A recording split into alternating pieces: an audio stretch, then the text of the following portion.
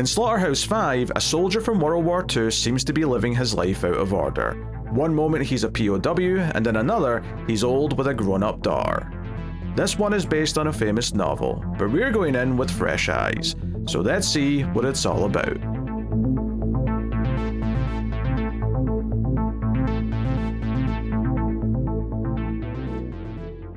Welcome everyone to the Atomic Cinema Experiment. I am Peter, and joining me as always is David. I come in peace. This is a science fiction movie podcast, and today we are looking at the 1972 film Slaughterhouse Five, which I definitely heard of the title a lot, but I feel like whenever I heard of this, it was always the book as opposed to a movie adaptation. So I actually didn't know how well regarded the movie was, but we'll get into it. Of course, we'll start spoiler free as we always do. We'll give you a warning before we get into the spoilers, and of course, if you want to support the show, help us out, you can do that by liking, subscribing, giving us 5 stars on your podcast app. And if you want to help support financially, you can do that via Patreon or YouTube membership and get some bonuses, but I'll tell you more about that at the end of the episode. So yeah, and just to add on what I was saying before, I'd heard of Slaughterhouse 5. I had no idea what the premise of Slaughterhouse 5 was. Yeah, in my head, I've always lumped together Fahrenheit 451, 1984, and Slaughterhouse 5. Like, those all just exist as a lump for me of like... The funny thing is that two of those do have a lot of parallels, right? Mm-hmm. Fahrenheit 451 and 1984 are definitely both in the same subgenre of science fiction. They're both dystopian, they're both tackling similar themes.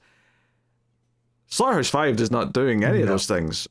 No. I mean, I guess that kind of comes down to, I've always heard the name Kurt Vonnegut. Like, I know of him. I know he was, a very well-regarded writer, and he definitely has his place in, like, sci-fi history. But if you asked me, like, what kind of sci-fi he writes or anything like that, I would have been somewhere between 1984 and Do Androids Dream of Electric Sheep. Like, I'm somewhere in that kind of realm, and this isn't that, but in a lot of ways, this is like more sci-fi than that. Well, at a certain point it is. Because there's a central premise here, which I don't think is a spoiler to say. The central premise is the main character, as he describes it, and the first scene basically writes it down as if he's writing a letter to like a newspaper or something, is that he has become unstuck in time, and he jumps around his life into different parts of his timeline, and just kind of, always in his own body. It's not like he's witnessing himself. He's just, his consciousness is jumping from him age 50 to him age 18 to him age 27, so on and so on, right? That's the basic premise of this movie. But as I was watching it, and it kept going, and I was like maybe halfway through or so, and it was playing out, and a lot of it set in World War II, because he was in World War II, and the writer of the book like based some of this in his own experiences as being a POW and stuff like that, and it's like, okay, well, that's all fine. And as it was going through a lot of the movie, I was like, the more this goes on, the more it feels like this could just be a movie that's been told out of order. I don't know how much relevance him actually experiencing it this way has actually had. And I was having those thoughts in the middle, and it wasn't a big deal. I wasn't even like complaining about it, but it was just kind of an observation I was making. And then there's like a pivot point, maybe about 20 to 25% before the end, where it like goes really sci-fi, and I was like, okay, all right. They were doing some sci-fi shit. All right, I get. I mean, I didn't know what to expect from it, but my mind was wandering as I was watching. Oh yeah, no, that's I think there are sequences in this movie that if you didn't know you were going into this as like a sci-fi thing, you would absolutely think that this is just a non-linear drama of a man post-war and like his experiences during the war and like just jumping around that whole time period. But like you said, there's a pivot. There's a very clear pivot point where all of a sudden it's like, yes, but like this is sci-fi. This is where we're doing a science fiction thing. And there is a couple of hints, and there's one particular hint early on. But to be honest, even though I remembered that when I was thinking, this is, could just be like this being told out of order. Maybe he just thinks he's like jumping through time, and it's really a metaphor for how frazzled his brain is because the horror of those memories keep coming back to haunt him.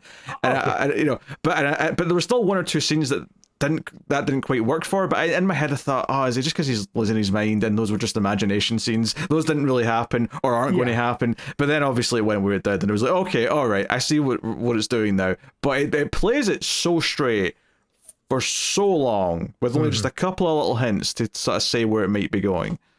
Without spoiling that movie either, I would argue that this kind of has the same sort of debate around it as like Blade Runner or like Total Recall sort of stuff, as to you can read this in very separate ways on how much of this is real and how much of this is sci-fi. You know what I mean? Like how much of this is like what we're seeing is actually what is happening, and how much of this can be explained via it sounds corny, but essentially it was all a dream sort of thing through various different interpretations of the word dream. Yeah, your phrasing of that was weird because you said real, and then I thought you were going to say or in his head, and then you said real or sci-fi. I went, oh, so the sci-fi is the real one then. Yeah. So the real. That's why I clarified on the go around. I was like, that didn't make any sense. Yeah. So yeah, I didn't know what to expect going in. I literally started this not knowing anything about the premise, and then so when he types it into the typewriter, I've become unstuck in time. I went, oh wait, we're doing time travel stuff. I did not expect that from Slaughterhouse Five. I was in. I love a good time travel story. Like you hit me with solid rules there, which this movie kind of had. Like it's weird. The time travel element is there. It's well defined, but it is also, like we said, it's not a central pillar to the movie. It is almost as if it is just a non-linear story. Yeah, it's loosey-goosey. It hints at a couple of things, which we'll talk about once we're on spoilers, and it also, like, kind of breaks a rule to an extent at one point, and it's not a real rule per se, but it's more just like a filmmaking rule that they kind of broke at one point, which we'll talk about. But I assume the book did that as well, and not that the book's filmmaking, but the idea of, like, I'll just say perspective. Does kind of like, because everything from his perspective until there's very clearly just one big sequence that isn't, and that really stuck out to me as being like, oh, this is weird, because I mean, this is just here for us. This isn't him like experiencing this because he's jumping through time. This is just us getting extra context. From what I understand, not spoiling that scene at all, because from what I know, the book didn't do that, but it did break it in that I believe that the first and last chapter of the book is, if I understand this correctly, not from the perspective of the character, but like from the perspective of Kurt Vonnegut writing the character. Like he pulls like a Graham Morrison sort of thing. Yeah. Okay, interesting. Okay, well, I mean, I was worried you were going to say something else there, but I think that's at least a bit like, oh, well, it's kind of semi-autobiographical in a weird way, or at the very least inspired by his own life, so I get what he's doing there. Yeah, so the director of this is George Roy Hill, who I didn't actually recognize his name, but he's actually done a couple of really big movies. He did The Sting, he did Butch Cassidy and the Sundance Kid, and he did an ice hockey movie called Slapshot, which I've never seen, but I've always wanted to see a movie called Slapshot just because it sounds good. But so he's got a big few heavy hitters in his filmography, and they're all kind of around this time. I mean, Butch Cassidy and Sundance Kid was a couple of years before this. The Sting was 1 year after this, so it's right sandwiched in between his big heavy hitters. But oh yeah, absolutely. Yeah, so no, interesting stuff. But yeah, we'll get into some impressions here, and we'll see how we feel. So, David, what did you think of Slaughterhouse Five? It's good. I don't know. It's so weird because after I was done with the movie, I was so like taken by the premise and so much of like interested in like the book itself now. Like it's something that like I really do want to kind of go back and read the source material after watching the movie. I think it's something where I like the concept a lot, like the way that they're handling things and the way they're talking about things. And that's kind of why I would want to seek out the source materials. I want to get more of that. The movie itself, it has masterful editing. The scene transitions are top tier because it does kind of give this dreamlike quality of we keep on doing like match cuts and stuff every time we transition between time. So it really makes it feel like we are jumping around between these time areas. In terms of like the general, I don't know, pacing, flow, something around that realm, I do think that it doesn't feel like there's really a climax to the movie, or if it does, the climax is way earlier than it should be.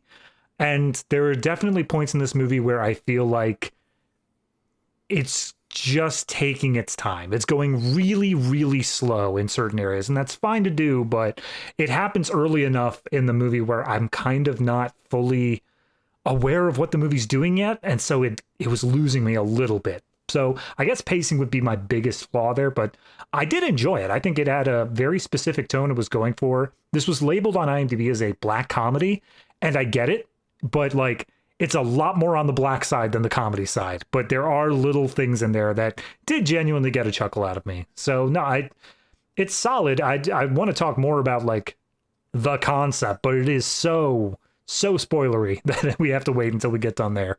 Yeah, we'll get this soon enough. I think I appreciate a lot of the movie. I think I don't love it though, and I think it kind of falls into kind of a spectrum of movies that I remember when me and Tower were doing a lot of like 70s stuff, sort of like close together.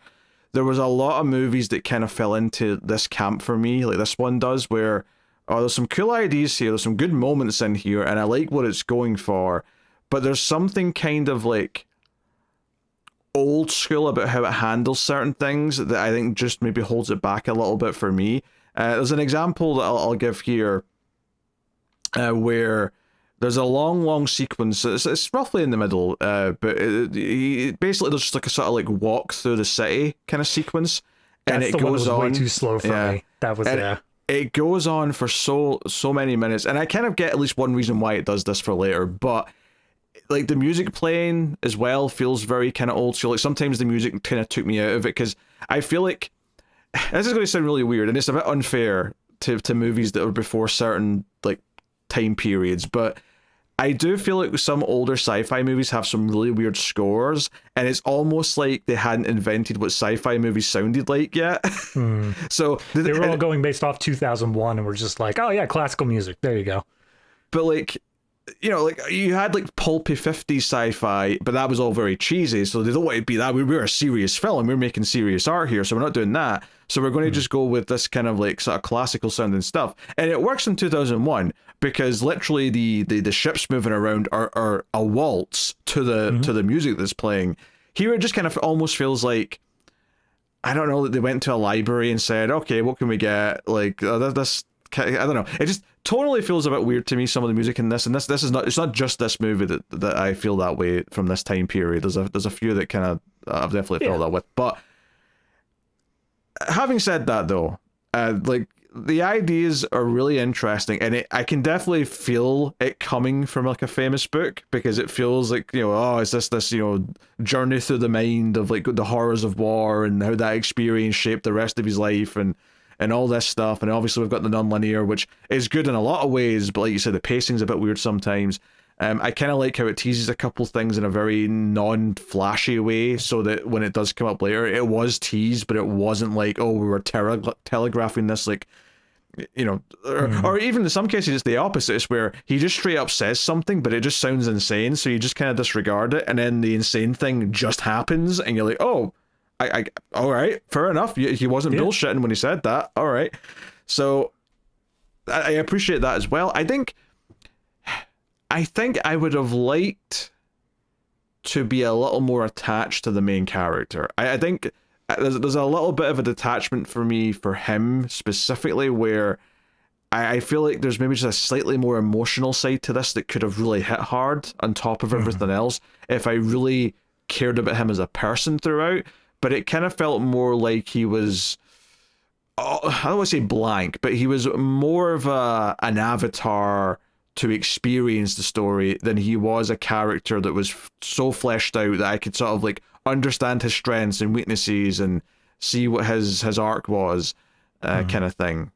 But yeah, so I guess I appreciate it, but I'm kind of lukewarm in terms of enjoyment overall, is where I'd say I land. No, that's fair. And I do think that is something that probably would be remedied in like a novel where we're able to get into his head. We're hearing his narration the whole time. But no, I do agree with you. There's a perfect character comparison that I'd love to make, but saying who it is absolutely spoilery, so I'll hold off on it. But I think that what I like most about this movie is kind of like the way it does its satirical elements, the way that it is handling this stuff as like, this is the war. It's this horrible, awful thing. And Kurt Vonnegut recognizes it as such, but he also kind of is like, it almost feels like Monty Python in some places. Like there's some, when they first get to this prisoner of war camp, they get a whole like song and dance welcome from some British like prisoners that have been there for a while. And it's ridiculous. It feels insane, but it also feels perfectly in line with like the universe that's being built here, with like how weird everything is around this character. So I don't know. I kind of got a kick out of that stuff the whole way through. And as it progressed, as we did get more into the war element and where we build up to like the big thing that happened that kind of sent him down this sort of PTSD path, if you want to take that reading, it feels like it is taking itself more and more seriously. So you get this high point to really draw you in, and then you feel more attached, maybe not to the character, but to the event, to the setting that we're in. Yeah, I mean, it teases something that's going to happen, and it's not, I wouldn't say what it is, although it's technically not a spoiler in the classical sense, because it is a real event that happened. But, you know, it does spend some time building to that throughout the movie. You know it's going to be a big deal long before you get there. And I think it does do that. I think it seeds little things really well. I do like that about it. But I don't know if I ever necessarily cared about the characters on an emotional level, particularly the main guy, but even like other characters who could have been someone that I cared a bit more about. Maybe the closest I got was maybe the friendly guy who kind of befriends him in the camp and looks out for him. Like, he's maybe the closest I got to. I kind of like him. He's looking out for him. He seems like a nice guy. And they use that to an effect. But, you know, there's like a whole wife character, for example, and I feel like her entire existence is tied to one running joke, effectively. Maybe joke's Right. a bit of a little too simplistic, but it's, I don't know. I want to love it more than I do, and I think there's a lot of meat here. I just think it's a little detached on the, like, the emotional side of it, I guess. Like, I'm just not feeling Honestly, that part. I feel I know that doesn't make it a good movie, but I feel like because of the narrative, it's almost intentional. Like the dissociation essentially is an intentional thing that the character goes through regarding his own life as he is jumping through time. He's kind of like if you were actually jumping through time the way he is and experiencing time the way he describes it, I think it would be nearly impossible to make any sort of like actual meaningful relationships throughout your life, because like one second they're there, the other second you've never met them before, the other second they've been dead for 10 years. Like, it's impossible to really make that happen. Well, I guess into some of the mechanics of how it works, and it's there's definitely an element to it where it's like it feels like there was a clean run of it first, like a first go around where he did this all in order, where it wasn't like where he was able to establish all these things to at least some extent. But that's something we can get into a bit more when we can talk about examples and stuff and spoilers. But yeah, so that raises some questions. But yeah, I mean, that was definitely an interesting movie, and I'm not like mad that I watched it, but it definitely falls into a string of 70s movies for me where I'm like, you know, because I mean, even like other things from this era, like you know, you brought up Fahrenheit 451, and again, that's a movie that I appreciate a lot of what it's doing, but I don't think it necessarily completely, you know, nails it all for me, and part of it just almost feels like, I don't know, it's like the filmmakers just weren't there yet at how to tackle these types of stories, at least to my taste anyway. Like, they're knocking on the door, like the material's there, but they're just kind of falling a little bit short of really hitting it. Well, I think it goes back to what you were saying about the music. Like, we over the years have established the visual language. We have figured out like, here's the best way to represent certain things, and I do feel that same sort of vibe where this one isn't quite there. The language hasn't been totally defined, but the aspects of it that I like, the match cuts and the like intercut action, where like we're seeing similar things happen across different scenes and time spans and stuff like that, I feel like that is at the very least a precursor, and it's very well done in those aspects. Do you know what it needs? And I'm joking when I say this for the record, before anyone grills me on this. It needed the lost sound effect whenever they went to a flashback. Yep. Needed that every time. I needed an auditory symbol, I needed the date on the screen, and I needed the relative, like, 40 years ago also put on screen, because I am an audience member and I am an idiot. Hey, you say that, but there is actually one point in the movie where it does come up with a date, and it feels important that it does, because it's not done that the entire movie, but all of a sudden it really matters that it's this date, and it's like, okay, well, clearly something big's about to go down. So, that's kind of a language in and of itself. So, yeah. So I think we'll get into spoilers for the most part then, just because I feel like it's going to be difficult to talk about it without. Yeah. Usually when we go into spoilers, that's a cue sign of, like, we're going to just start going through the movie. But I do want to have just, like, a conversation like this, but being able to talk about themes.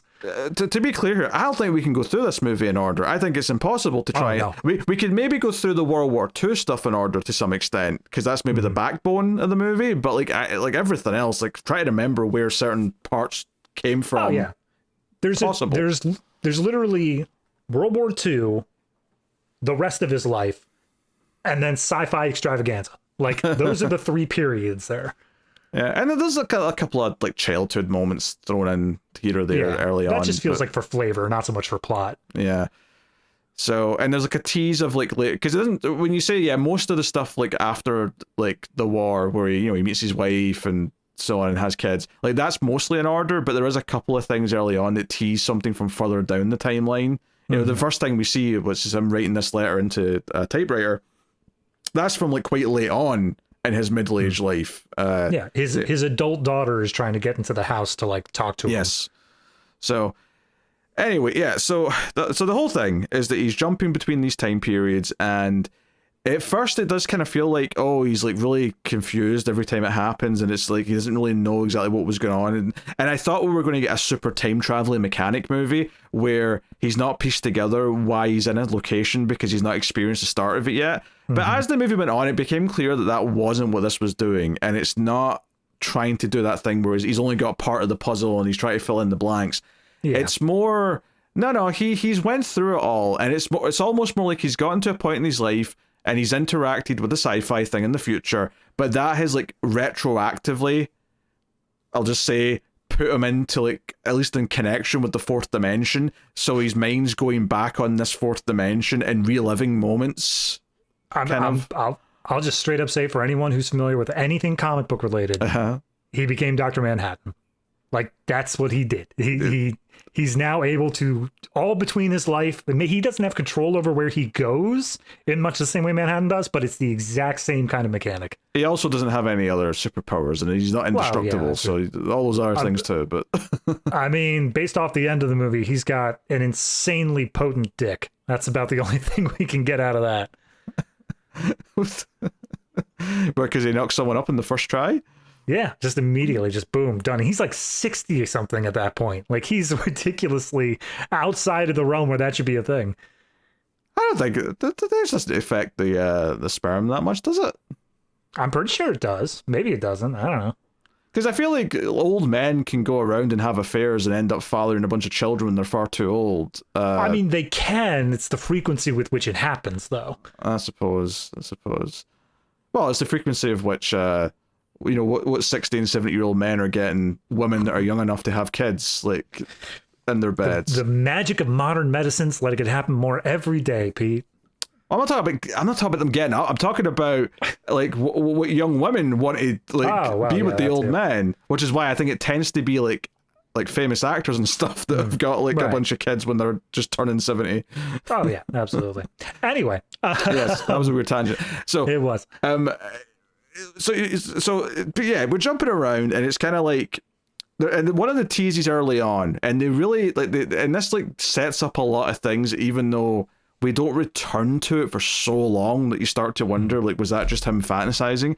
Because there's a scene, and they kind of disguise, at least from my memory, maybe if I went back and watched that scene again now, it'd be really obvious that they're in a weird place.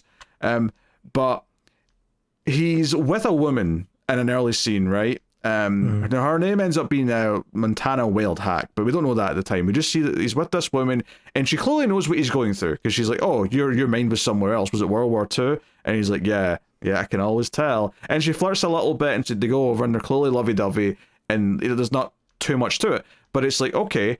And I think there's even, like, just this idea of, like, at some point in the movie, he definitely writes down or says something about this planet, but regardless. It's during the intro bit. We do a long segment with the opening credits back in World War II, and then he's like, oh, I find myself stuck behind German lines or also on the planet of Tremalfador. And then all of a sudden, that's when they show the clip for just a second. Yeah, and it's like, it doesn't necessarily reveal exactly what the grand location is, because obviously later on we see in like a dome that's kind of in like a wasteland, and that's what it seems like anyway. So here though, it just kind of looks like a sort of, I don't know, what a room that someone in the 70s would think the future looks like. Yeah. And that's the other bit of it, is because of the way this jumps around and all that, I think logically from an audience standpoint, we're supposed to latch on to the idea that present day is him typing in this typewriter. But realistically, there is no present day in this movie. It is literally jumping around wherever. I would say that the 70s, 72, where this movie came out, is probably right around the time where he's typing in this typewriter. And then we jump to the future later on. Or is it technically the future? I don't know if it technically is, but that's a debate for another minute. So it's like, okay, they've established this romantic element with this woman, but then when we get to like the family life stuff starting up, right, and he's in bed with a woman, but then it reveals the woman, and it's not this same woman, right? It's not Wildhack. It's another woman who turns out to be a woman he's just married, right? So this is Valencia, is her name, I think. I believe so. And she says, oh, I'm going to lose weight for you. I'm going to go on a diet, and I'm going to be so sexy for you. And that ends up in her running thing, is that every time they have a special day, you know, whether it's a birthday, he gives her a gift, or they're having a party for some other reason, she always says, oh, I'm going to go on a diet this time, I swear, and get skinny and sexy for you. And he never asks this, to be fair to him. He's not like he keeps saying, hey, you need to lose weight, I want a sexy wife. She just keeps making this offer, but then seemingly never actually is able to pull it off. Yeah, there's one line in that intro scene where she basically says, I never thought anyone would marry me because, like, look at me. Like, she's very clearly has self-conscious sort of self-esteem issues and stuff like that. And it's implied in the movie that, like, the movie's supposed to regard her as not that attractive either. It's not supposed to be a thing where we're supposed to regard her as extremely sexy. She's not bad looking by any means, but when compared to Montana Wildhack, I think that's supposed to be the comparison point there of like, no, that's a smoke show.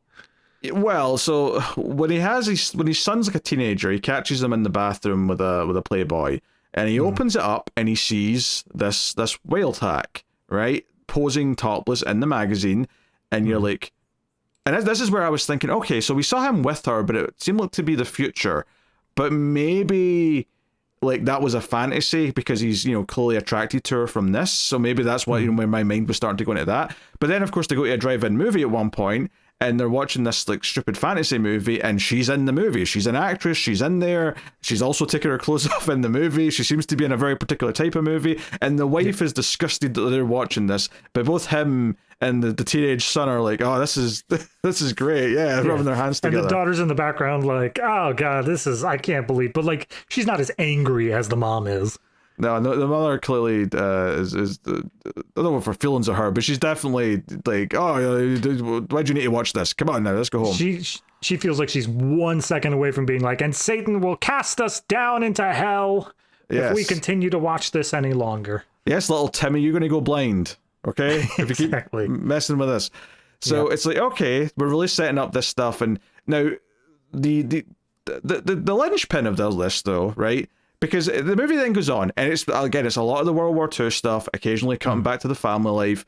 The one big thing in the family life, though, that stuck out, because it was the one, because I was really starting to have these thoughts of, you know, maybe that one future thing was in his head, and this is just a non-linear narrative, right? Sure, he's saying that he's jumping through time, but is he really just going jumping through his memories because he's, you know, maybe he's going schizophrenic or dementia or something in his old age. Or just PTSD, like, just completely ruining his sense of reality.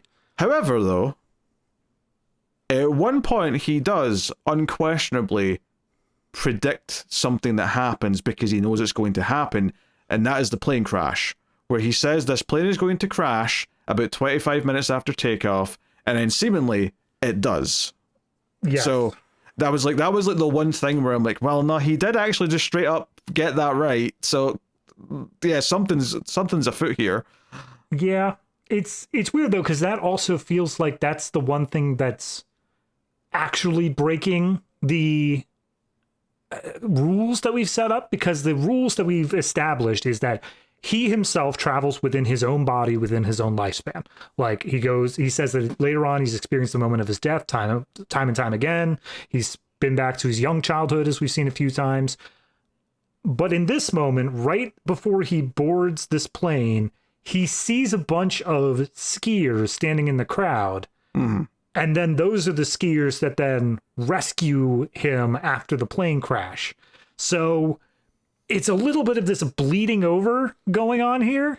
Yeah. And that's not really done at any other point in the movie. I kind of took this though to him at this point, starting to kind of like really comprehend what's happening to him at this point, where the memories are starting to bleed together, and he's like fully comprehending, oh wait, I've went through this before, I know what's going to happen. And the skiers are just him imagining what he's going to see once he's landed in the snow and they come and find him and he's fighting for his life and all the rest of it.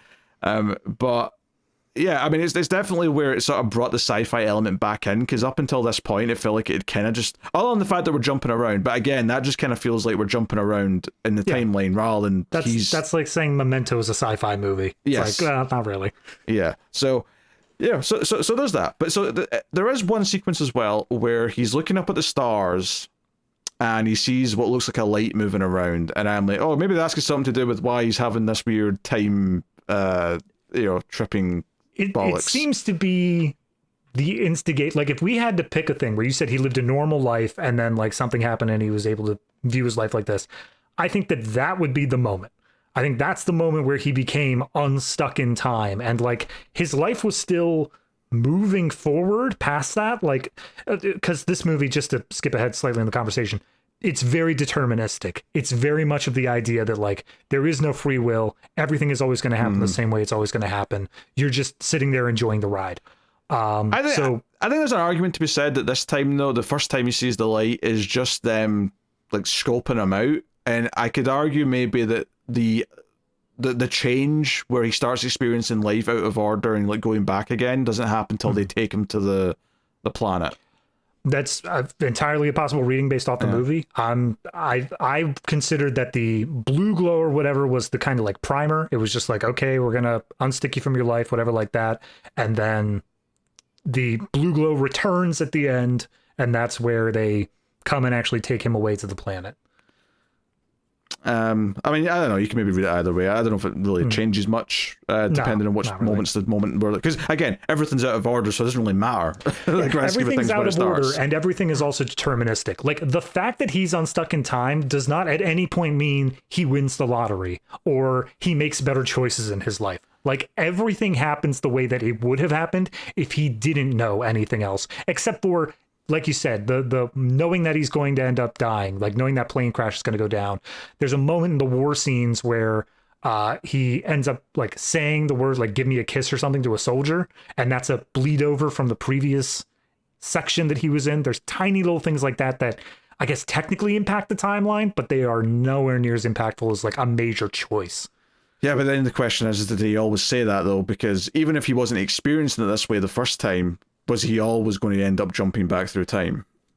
Possible. So it could go either way. Yeah. So no changes really happened in that event. Yeah. So the whole thing is that they take him away, and this is later on. This is after he's back home after the plane crash and everything else. His wife's dead at this point, which actually no. Yeah, we will stop and talk about that now. So the one time the movie just straight up set, because everything's been from his perspective. We're always with him no matter what, and then the one time where it bizarrely just like gives us a whole sequence without him is after the plane crash. It cuts to the wife who runs out to her car, and she's like, I'm coming, Billy Pilgrim, I'm coming for you, husband. And she drives like a maniac, and we get this extended like action sequence where she's like crashing the car, she's skidding around, the police chase her a little bit, and she ends up dying because she gets poisoned with carbon monoxide poisoning. And not only that, not only does it kind of like break its perspective a little bit, because at no point in the movie have we followed anyone other than him, so it's not like we're jumping to this memory because he wasn't here for it. We actually jump into a flashback for her. Like, and I guess it's still his memory technically because he was there, but like, because it's in the middle of her section, it kind of feels like, oh, this is just explaining why she has this car because he gave it to her for her birthday one year. Yeah, it feels like a character bit, but at the same time, I can see it being like this critical thing of like looping back and showing like, oh, here's more about like how this connection is working between the two. I don't know. This is a complicated movie. I'll say that right up front. Look, I'm not saying it wasn't entertaining. It's not like I wasn't having a good time with all of her antics. It was like a comedy sequence effectively that ended in her death, which was kind of, because there's a whole sequence where his adult daughter comes here with her husband, right? Which, by the way, we're in this time period where everyone keeps calling their in-laws mum and dad, which is just so confusing. But anyway, she brings her husband to the hospital and they're waiting for the news. The doctor comes out. She's obviously worried sick about her dad because her dad was in a plane crash. Everyone else on the plane died, but he might be okay. Doctor comes out and says, hey, you know, it was pretty rough there for a while, but your dad's going to be okay. He's going to pull through just as good as new. And she's like, you know, this is excellent. She's like, you know, tears of happiness. She was so concerned that her dad was going to die. And then she turns to her husband and says, oh, I wish we could find our mom. Because, like, you know, where is she? She want to know dad's okay. And then her husband goes, oh, yeah, I asked the nurses about that like half an hour ago. She's dead. I'm like, he says it with a bit more tact than that. But no, yeah, he still makes the point. But this woman, the daughter, came to the hospital worried sick that her dad was going to die, found out the best news ever that no, he's going to make it, only to be hit within 30 seconds with, but your mother already died half an hour ago. So it goes. Maybe this is the dark humor that we're talking about here, but I was having a good chuckle to myself during this sequence. No, that's the thing is like I don't think the movie played it as dramatically as like a non-black comedy would. I feel like this the way they had him deliver the line, the way they had her react, and the fact that like nothing comes out of it. No, there's no funeral scene, like no characters particularly that broken up. Like, yeah, they mentioned like, yeah, you know, mom died recently, whatever like that. But like, they're not like grieving. It's not what the movie wants to do with that moment. I think it was supposed to be a comedic bit. It's almost like Billy's just going through the motions with the whole marriage because he knows that ultimately it's going to end the way it does and he's going to end up with someone else after. Yeah. So it's just kind of like, yeah. So I guess just sidestepping, I do want to talk about that, of the idea of like the free will and determinism stuff.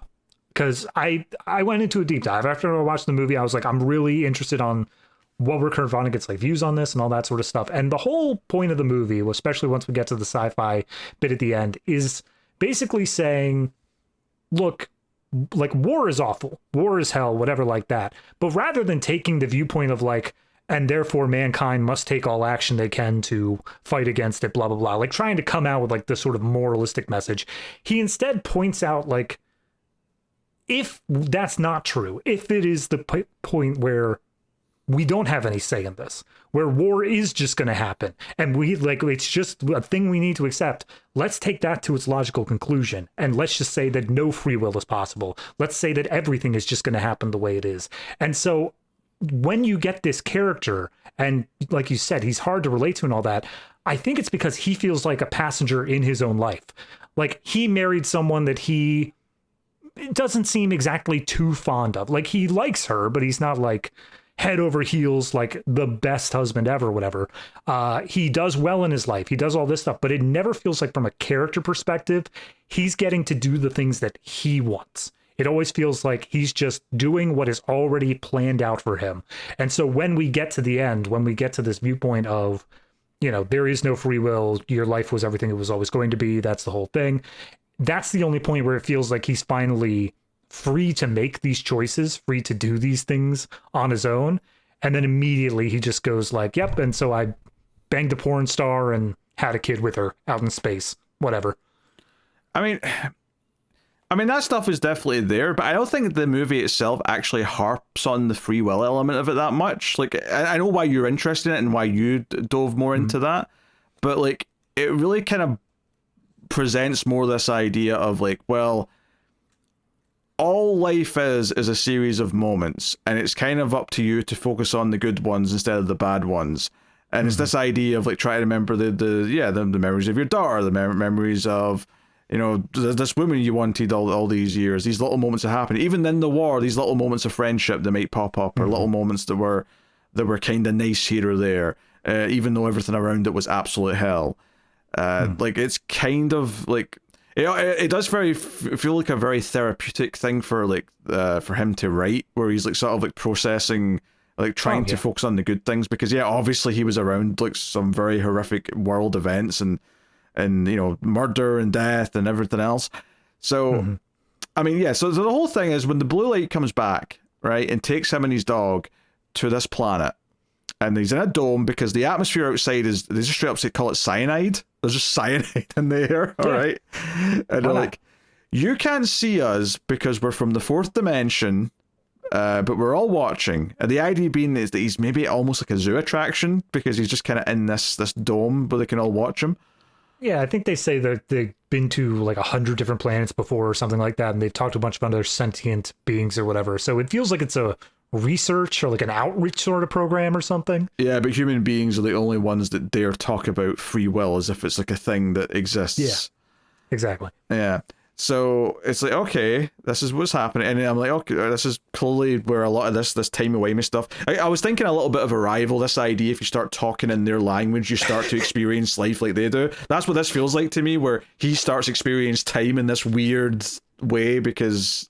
I had to double check to make sure I did Arrival already for homework, because that was my first choice. Oh, sure. I was like, I have to do Arrival now, but I already did it. Oh, shucks. Oh, what a shame. Yeah. And... you know, they bring this Montana wild hack here. She just appears out of nowhere. They kidnapped her too, and they immediately say, "Well, you two mate now? Are you mating yet? Please mate for us." And like they're just kind of saying that, and he's like, "Hey, calm down, right? Let's get to know each other. We don't, you know, like also get her some clothes. You brought her from like a shoot where she's half naked. Like get her something to wear. Get her some nice things. She's just the nice type of life." So he impresses her immediately because she's like really happy that he's saying all these nice things about her and sticking up for her.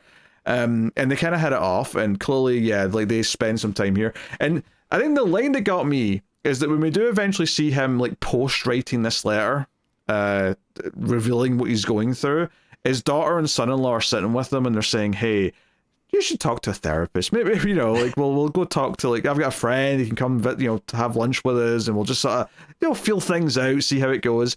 And he's like, I don't need a therapist, I'm fine. And this is where, you know, eventually they start asking him questions, and he's like, "Oh, yeah, but have I seen my own death? Oh, yeah, many times."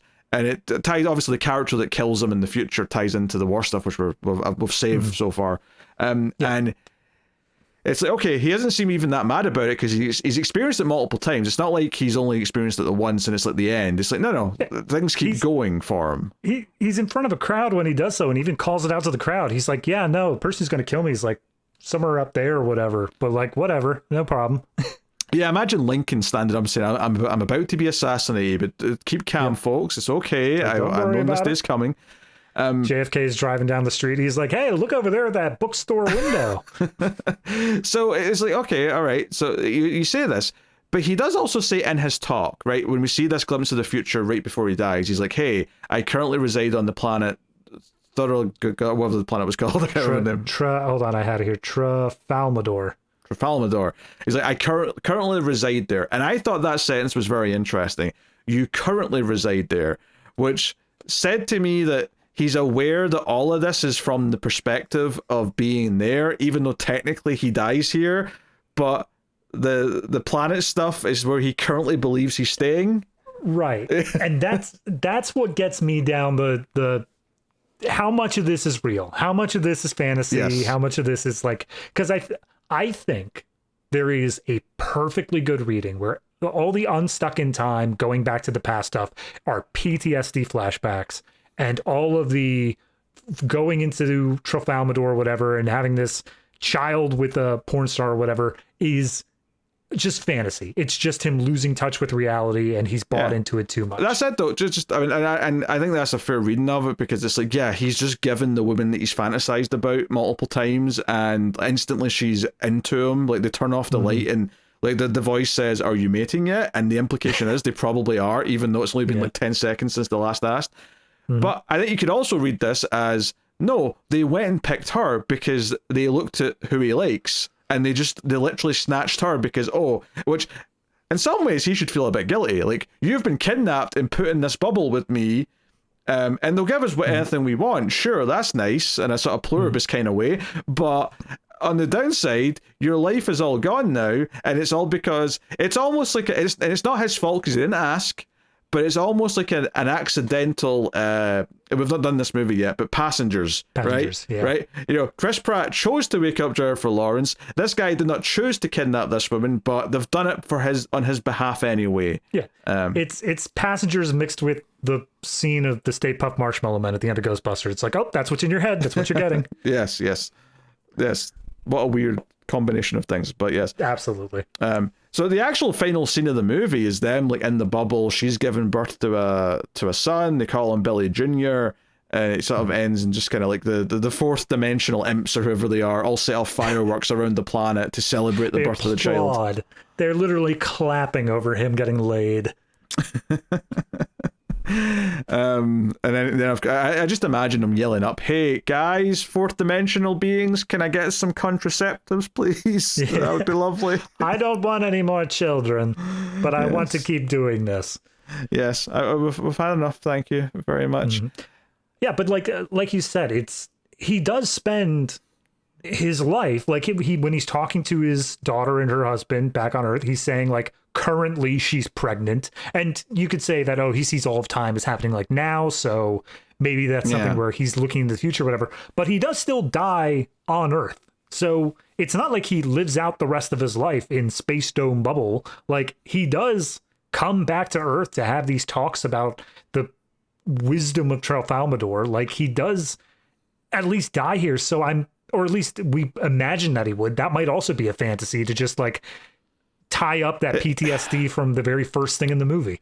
Is there an argument to say that his physical body never leaves Earth, but like what we see on this, like, because it's the fourth dimension, like it's just his mind goes to here?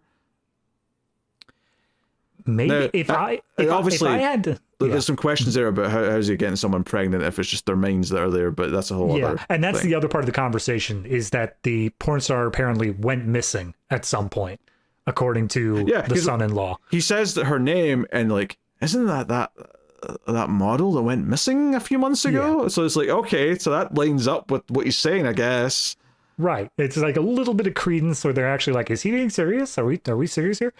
If I had to guess, and this is kind of one of those, like, you know, the YouTube top 10 theories that like change the way you see these 90s cartoons or whatever. If I had to put an actual limit on it, I would say that the moment that his son comes back and is sitting by his bedside and says, "Hey, do you want to go out or whatever?" and he says no, that's where the blue light comes in. I'm going to go ahead and say that's the moment that he just straight up dies. Anything with Tralfamadore, anything of him imagining his death after that point is all just fantasy. It's all just things that he imagined beforehand. But that's the moment that he actually dies. I could see that. I mean, like, if nothing else, you could say that triggers why they come and get him if they are real. And it could also trigger why he's ready to die, because he's seen his son turn his life around. Because his son, we've not really mentioned him yet, but his son, he's not been like that problematic, but he's been kind of shitty. You know, he get into trouble with the police. He read a porno mag in the privacy of his own bathroom, Pete. He's a menace. And you need to acknowledge that. Well, he knocked over some tombstones. He was always kind of had that like grumpy, like long hair teenage thing going on. He had the full 80s fringe, like full thing going on there for a moment, which, to be fair, once they hit a certain age, they kept the same actor for like the old, when he got his act together, and for that teenage years, and it didn't work for the teen. He looked like he was 25. But like he comes back, he's in a military outfit, and he's like, I think there's a good, I feel ashamed of some of my past deeds, and I think this is a good idea. And those communists, like, they're going to try and enslave the world, so I have to help fight them, and blah blah blah blah. So it's like, it feels like, okay, you know what, daughter's married, the son's got a direction in life now, and he seems to be much better off. Dog. So yeah, I mean, you can absolutely read that as the moment he actually dies. But at the same time, because that was what, when I was saying, like, okay, so it introduces this time element, but then it feels like you could really just read this as them cutting around the timeline, other than a couple of little moments where he's like remembering things between transitions. But you've got the prediction of the plane and the one tease of him and the porn star.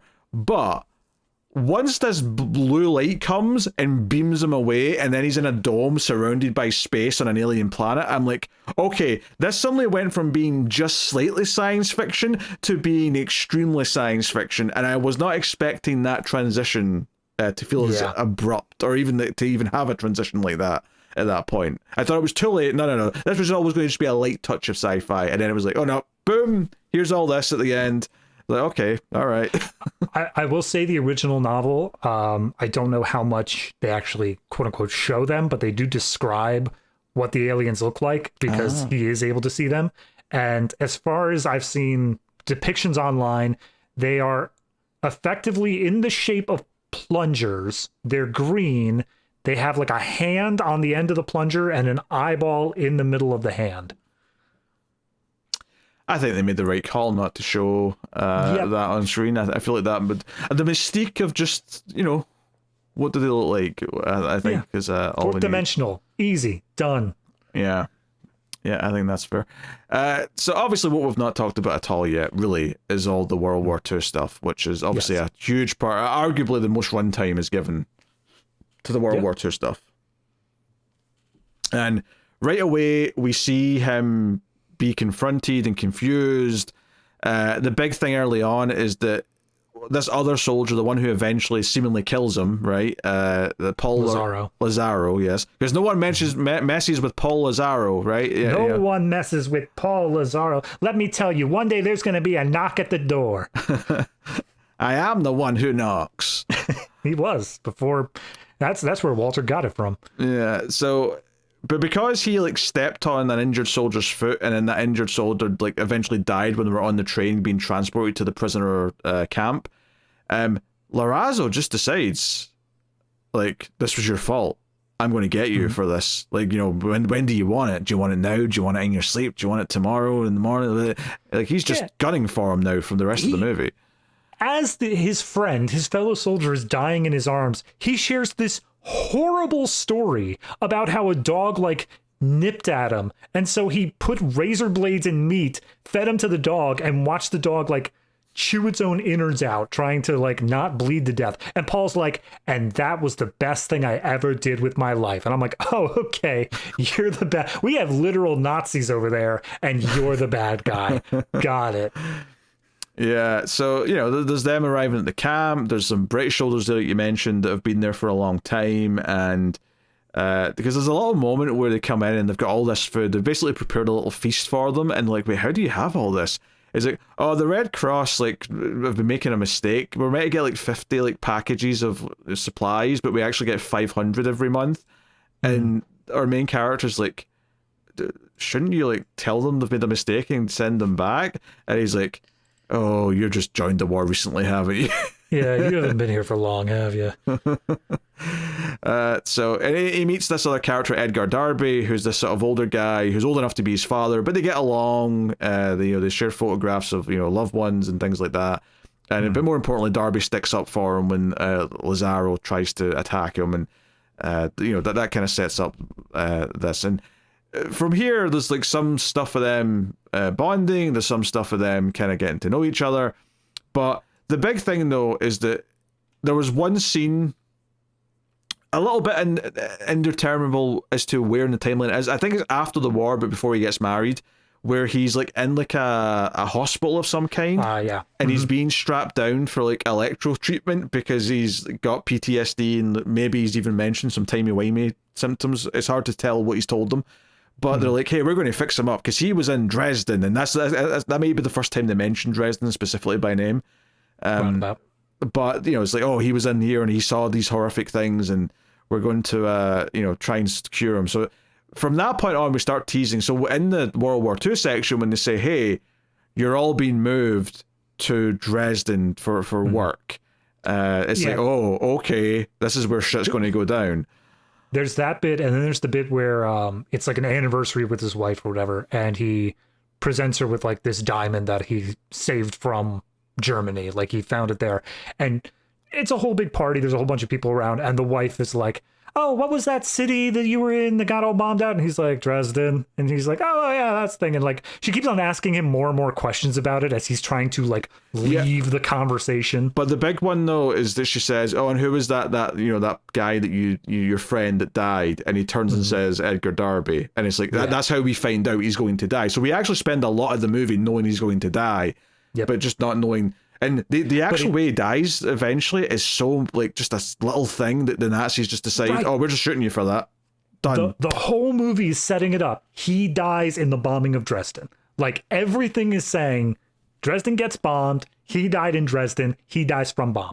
And then the movie's like the book, whatever the original one here is just like, you thought, check this out instead. Yeah, actually, even for a minute, I thought it was going to be, no, he's going to get killed because they do a whole thing when they're about to be transferred where they say, hey, you have to nominate a leader who's going to be like your liaison to the officers and the guards.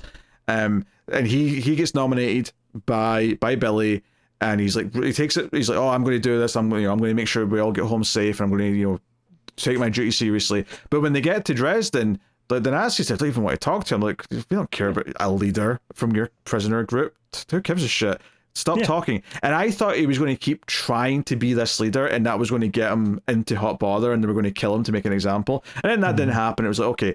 And the title of the story comes from, though, when after their 10-minute walk through the city to music and staring up, because the big thing about Dresden is they set up in the movie, and this seems to be true to life, right? It was very controversial that the UK and the US bombed Dresden because it was mostly civilians, but it's not a military city. It's not full of big bases. It's mostly just civilians. So as they're walking through the street, they're seeing children, they're seeing old people, they're seeing, girls look down from windows above, and Billy's smelling at them, even though you're in Nazi territory. What are you doing? You fool. But it's doing all this stuff, and there's a lot of focus on the kids watching them. And obviously, yes, already knowing there's going to be bombings later, I get what they're doing. They're really emphasizing just how much of the people here are just regular civilians. And some of them maybe look at them a bit mean. There's one old guy that comes over and slaps Billy because he dared to talk to a child. But, like, generally speaking, it's like, oh, these people, probably don't deserve to be bombed. Most of them. Some of them might be true believers, right? Because we are in Nazi Germany. But, like, a lot of them probably... Or just, well, I mean, even then, they're civilians. Like, it's not a military town. That's what they keep coming back to. Is like, there's no base, there's no munitions. It is 100% just out of the war, and would make no sense to be bombed. But I do love, because we mentioned before, there's like a musical track playing as they look through Dresden, and they're setting that whole thing up.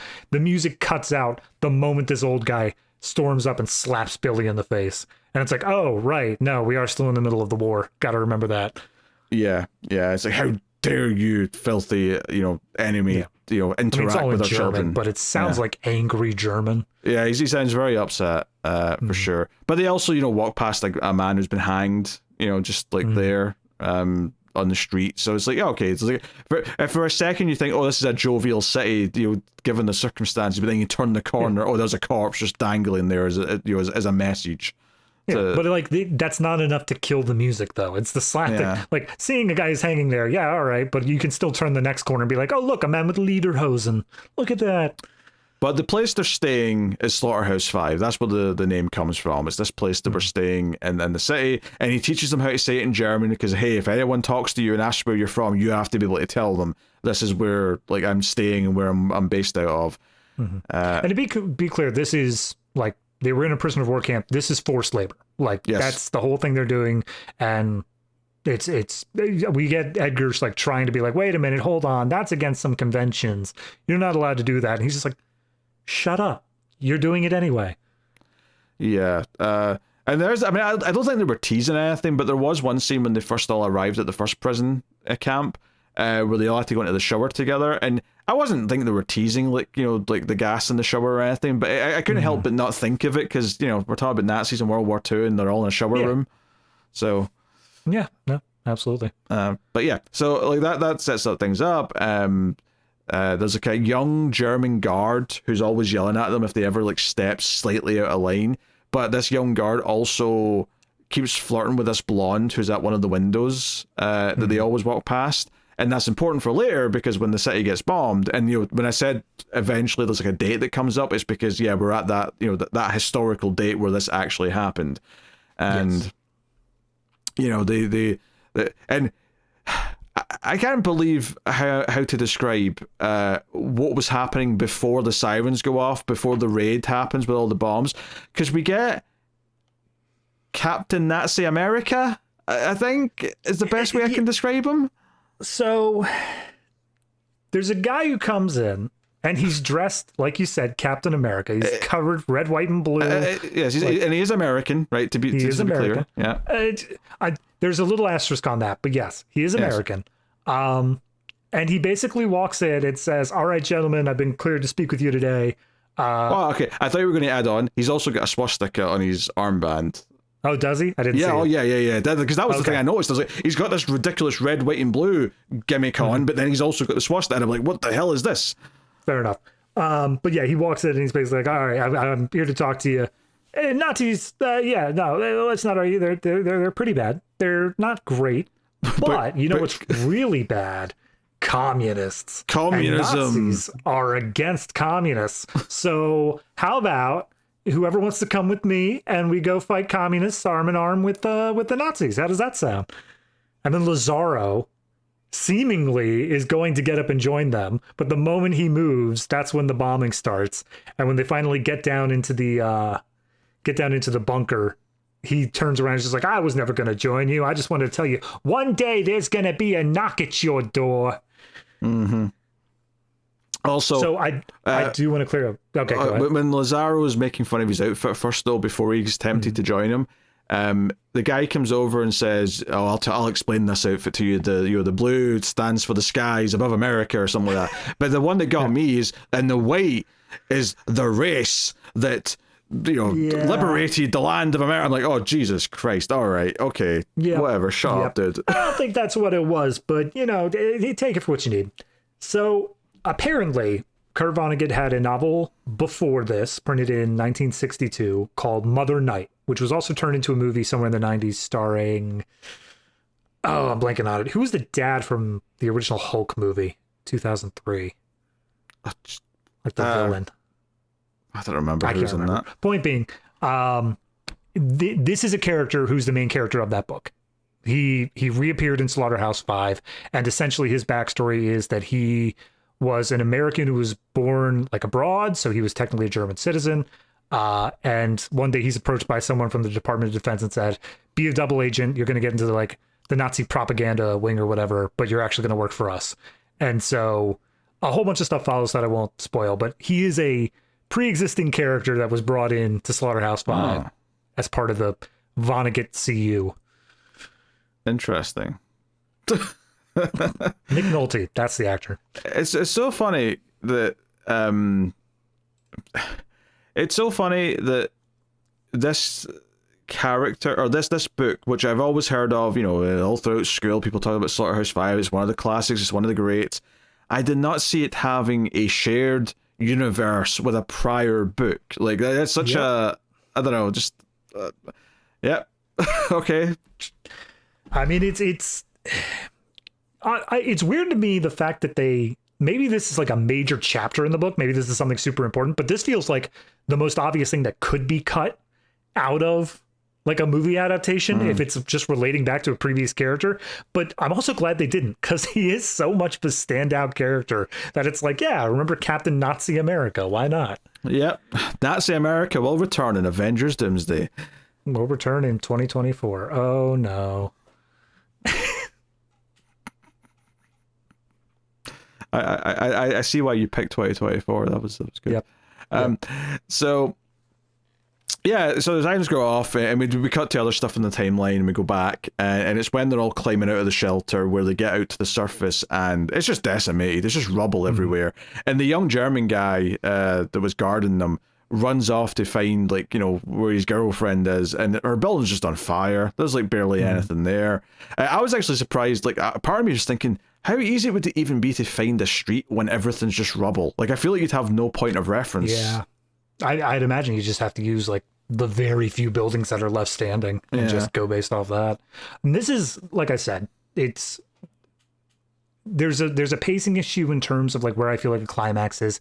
As much as we're describing this bombing and how much it was building up to it, I don't feel like the moment of the bombing itself is a climax, but I do feel like him running through the streets and seeing the decimation of town is the most emotional and straightforward rawness we get from the movie. It doesn't feel like this is being played for any sort of humor. It is just a direct, like, the horrors of war. And also the way he yells and says, "You animals," at like the Americans, because, hey, your people did this. This is horrific. Now, obviously, Nazis don't really have much of a right to say that shit at anyone, for obvious reasons. But it is kind of interesting, like, coming, because one, I don't know how much your typical, like, guard soldier who's positioned in one of the main cities knows about concentration camps. Does he know what Daddy Hitler's doing in the rest of Europe right now?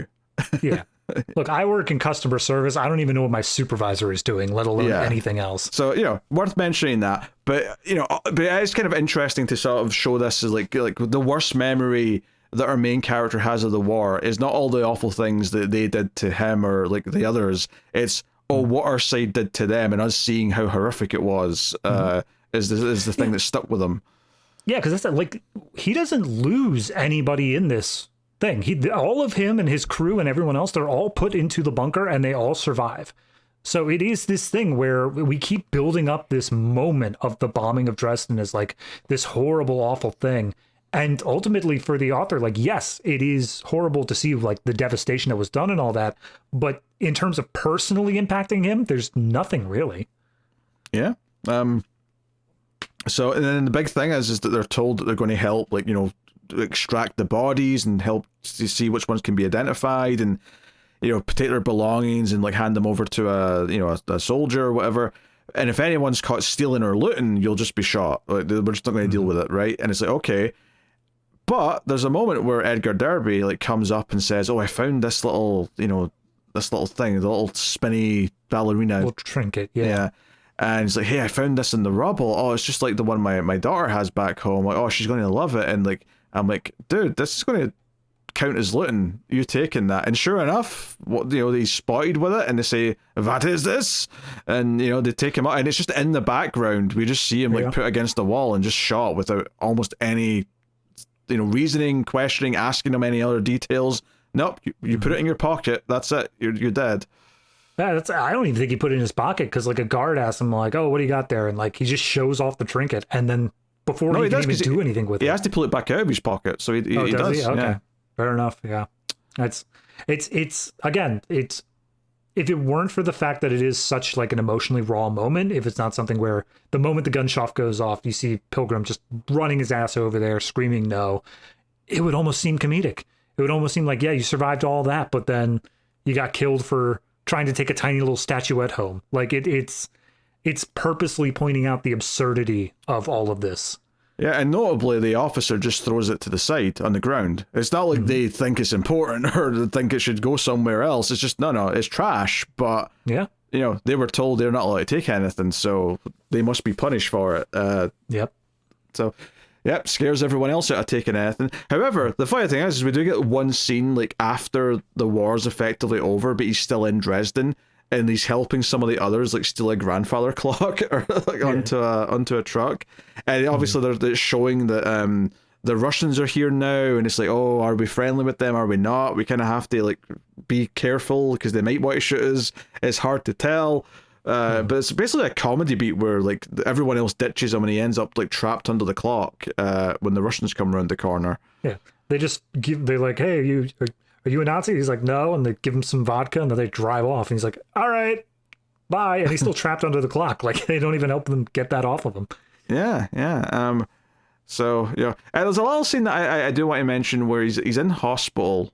Yes. And there's like a guy in the bed in the same room, like the bed next to him, and he's complaining to his daughter who's visiting him that he's not got his own room, but he starts talking about how he's writing a book about why Dresden was like a good target, like trying to justify why it had to be bombed, why it should have been bombed. And he mentions that the comatose patient next to him, Billy, like talks a lot in his sleep, and he's like, oh, he's always asking for forgiveness in his sleep, and he's always like, it's all stuff that makes sense to us because, like, yeah, this is the sort of thing he says in all the other plots, that he's like living in different times. But when he mentions Dresden and he mentions what he's writing, Billy kind of like comes to and is like, I was there. He's like, what do you mean you were there? What are you talking about? Dresden, I was there. And the guy just kind of gets annoyed and says, well, you write a book then, if you know so much. Yeah. It's like, all right, let him write his own book. If this guy were born or still acting 30 years later, he would have been a top contender for J. Jonah Jameson in Sam Raimi's Spider-Man. Like, he gives off the exact same vibes. Yep. I cannot possibly tell you when the movie that takes place because this movie is jumping around so much that when it's easy to follow the threads with the plots that are going mostly in order every time we come back to them, but some of these little standalone scenes are so just kind of sprinkled throughout. It's tough. Yeah, I mean, it feels like pretty much everything that happens pre him coming back home, everything before he's back stateside, is pretty much in linear order. It doesn't feel like to jump around so much. That one, though, it is placed more central in the movie, if I remember correctly. Like, it isn't the last thing we see. So if I had to guess, I would say that it's in the bridge between, like, before he meets his wife, but after he's, like, come back home. Maybe this is, like, his injuries or whatever from the war. That being said, it could also be post electroshock therapy, because obviously only his head is bandaged up here, so maybe that's something to do with the shock therapy. It honestly could go either way. Yeah. It's a tough movie to sort of nail down for me, kind of like ultimately how I feel about it by the end. There's definitely moments in there, ideas in there that are intriguing, and when it starts pulling on certain threads or in certain like sci-fi concepts of like him being aware of what's going to happen, or openly trying to talk to his daughter about like where he goes and these minds jumping around the way it is. Like, these are where the ideas are getting super interesting. Not necessarily because it's definitely real. Like, I honestly could be all in his head, but even if it's all in his head, it's so interesting how much he believes it in that case and what it's saying about him.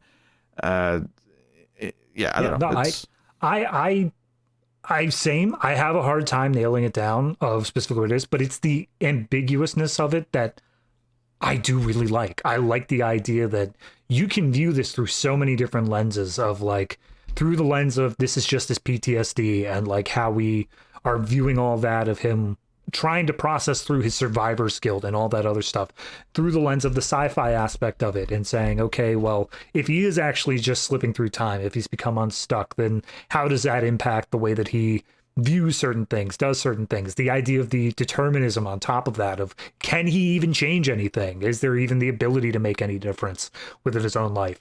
And then on top of that, I mean, looking at it to the very end of it, when we kind of glossed over the scene,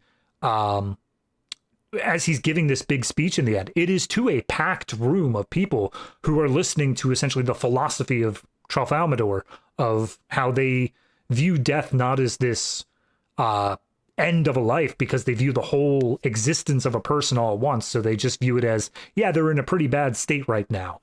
And so they view the life as like, oh, good state, and then death is bad state, but not beginning and end. And that's where Peter Lazzaro eventually shows back up, now elderly, and ends up shooting him to get revenge for his friend back in the war. And it almost feels too narratively cohesive and narratively like tied together to actually make sense from everything else we've seen in the movie. It feels like it has to be something that's kind of just made up for the sake of his own story.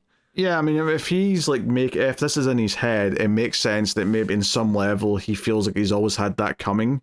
If Lazaro's even still alive, which maybe he is, maybe he isn't, but Yeah. I really, another thing that the aliens mention at one point is that they know how the universe is going to end, and they say that a being's going to be testing like a new form of travel or fuel or something, and they press the wrong button and everything just disappears. And our main character's like, well, why don't you tell him to not press it then? Why don't you just stop it? Is it no, he will always press it, and we will never stop him from pressing it. It is what it will be. But because we experience all of time just, backwards and forwards constantly all at once, it doesn't matter that there's an ending. Like, there's going to be an ending. You can't help that. But yeah, yeah, I don't know. It definitely feels like an exploration of like someone's mind with the post trauma. But what's so interesting about this is that the sort of movie that I would compare this to isn't even another science fiction film, although we have done that for some science fiction elements. Like, I would compare this far more to something like The Pawnbroker, right? They could have called this The Optometrist, and like said this was him dealing with his experience from going through World War II. So absolutely. I love the aspect of the survivor's guilt of it. I love the aspect of the questioning of the PTSD, because it kind of gets you into his spot as well. Survivor guilt more than once, because the plane as well, right? Not only did everyone else in the plane die, including his father-in-law, but then his wife died on the way to the hospital to come and see him. So like he's like just drowning in survivor's guilt by the end of the movie. I think it's interesting that once he goes down on the plane, if the timeline as we believe it to be is in order, it's only once the plane thing happens that he starts the Tralfamadore stuff. Like, that's the first point where like he's talking to his family about it. So it's like the PTSD was always there. It's always been low running. He got electroshock therapy for it even, so that might have like messed with his brain. But then the second go around of this near-death experience and survivor's guilt was enough to just totally fracture it and say, yeah, aliens, that's the reason I'm alive. They want to study me. Yeah, obviously it was his friend in World War II who was shot. Maybe arguable the city itself, but I think it's the personal connection with the guy that would be more impactful. And then it's like, okay, people he knows on the plane, and then the wife. Like, there's a lot of things that he survived that maybe he doesn't feel he deserves to have survived, and why is he still here and they're not, kind of thing. Yeah, he has to imagine that he's, as much as it goes back to religion as well, talking about like the philosophy of Tralfamadore and all that, like he has to believe that he's essentially been chosen by God for a special purpose. Like, there has to be something special about him in order to justify him still being around. Yeah. And this is one that I'm sure like people do analyze. I mean, if not the movie, then certainly the book I am sure is analyzed to death in various, educational institutions across the world. But so I don't know how we even remotely did as far as like breaking it down goes. But I mean, this is all I can do in a first viewing here, but I didn't even know what the premise was going into it. So yeah, I mean, like I said, I did a deep dive afterwards looking into some of the themes, and like I brought up what I could there, but this thing has been analyzed to death. There's only so much we can do while still pretending like we're talking about the movie rather than just the source material it comes from. Yeah.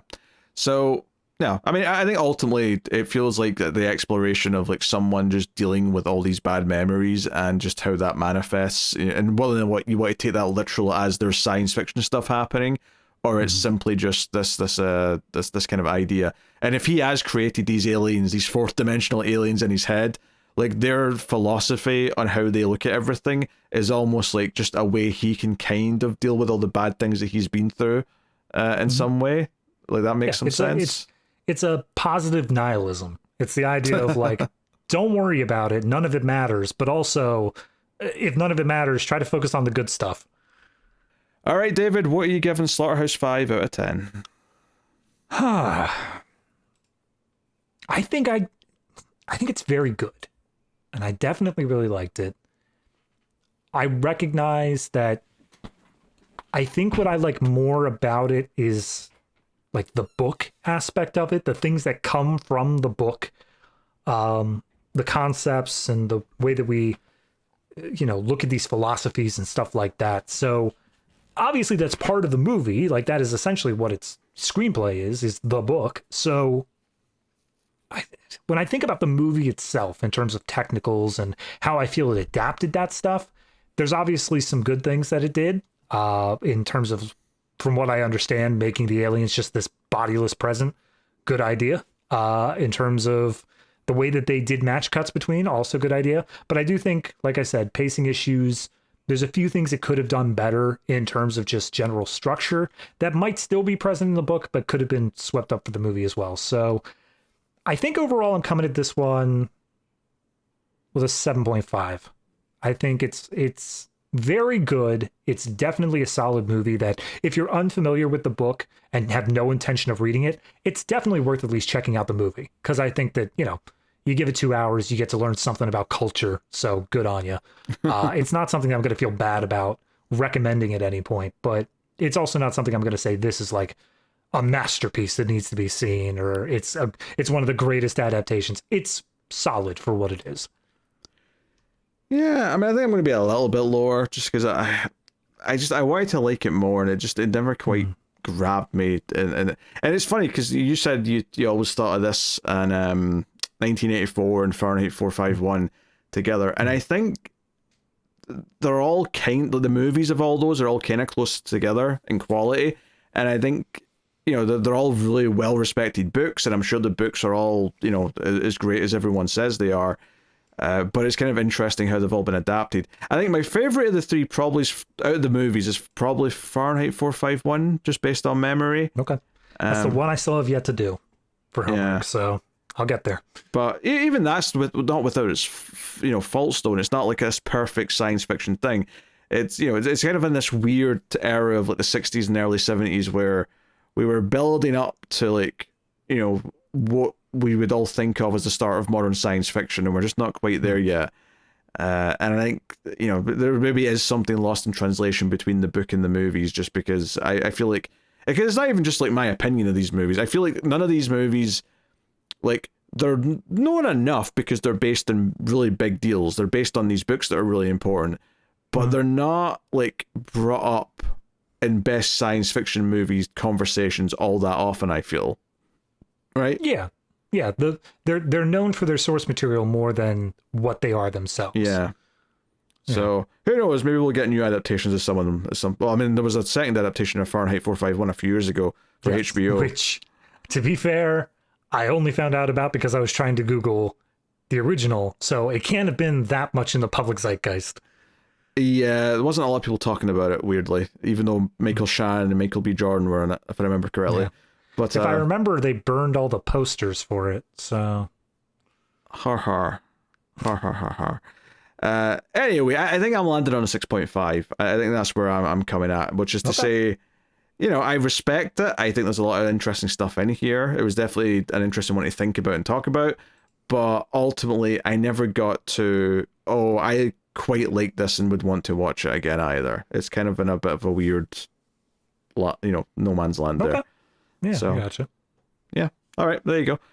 So that is Slaughterhouse 5. I will tell you what's coming next week on the Atomic Cinema Experiment. We will be looking at a more recent film by one David Cronenberg. We will be looking at The Shrouds. Okay. Next I didn't time. know this was Cronenberg when you put it on the list. Oh, yeah. This is the movie he had.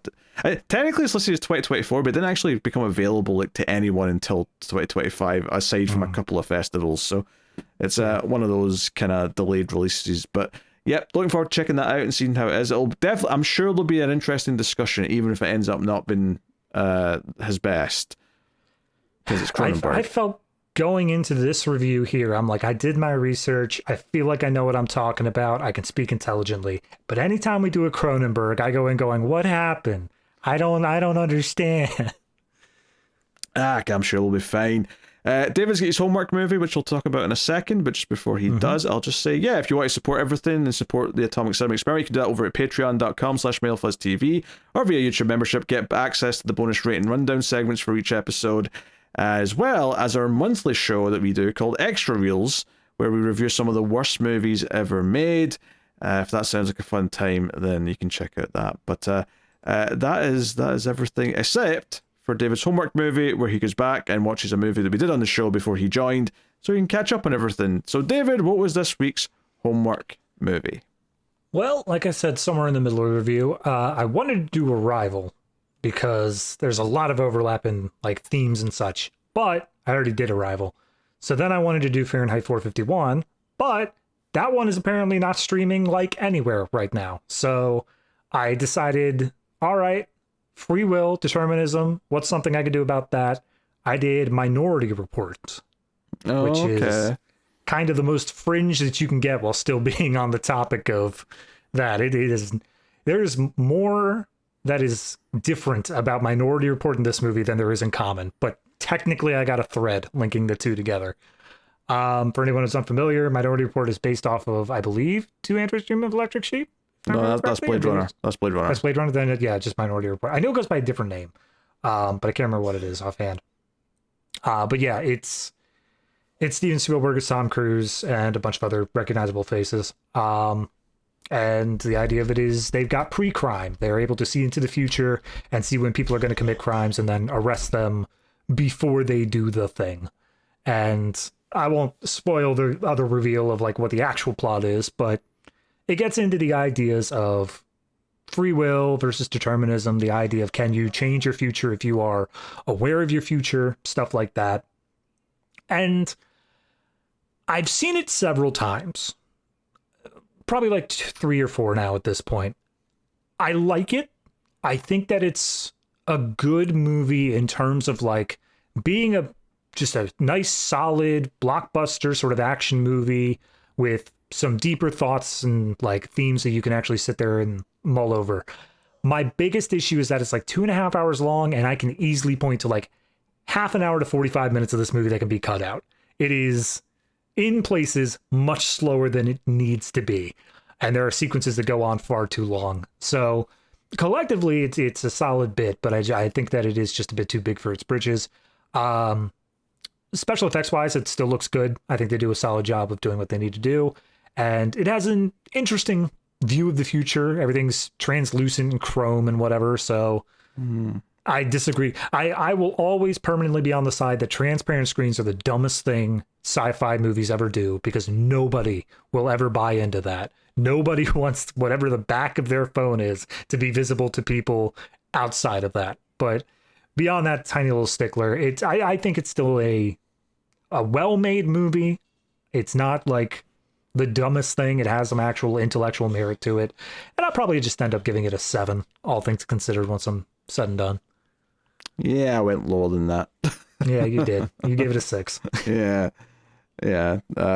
I mean, for one thing, like I think I almost blame Minority Report for starting the trend of like, we're going to desaturate our entire movie so it looks like there's barely any color, because that just feels slick or something. I don't know. Anyway, yeah. I had more problems with that. I had problems with the story as well. But you can go back and check out what I thought on the episode we did Minority Report a couple of years ago. So I was more reserved than Tara. Tara gave it a 7.5. Oh, what a difference. 0.5. What a difference. Oh, what a difference from me to you. 1. More than a 0.5. You got me on the math, Pete. I can't argue with that. Damn right. This is the end of the show, everyone. Thank you for joining us. We appreciate it. Keep watching science fiction and computer at Salsa.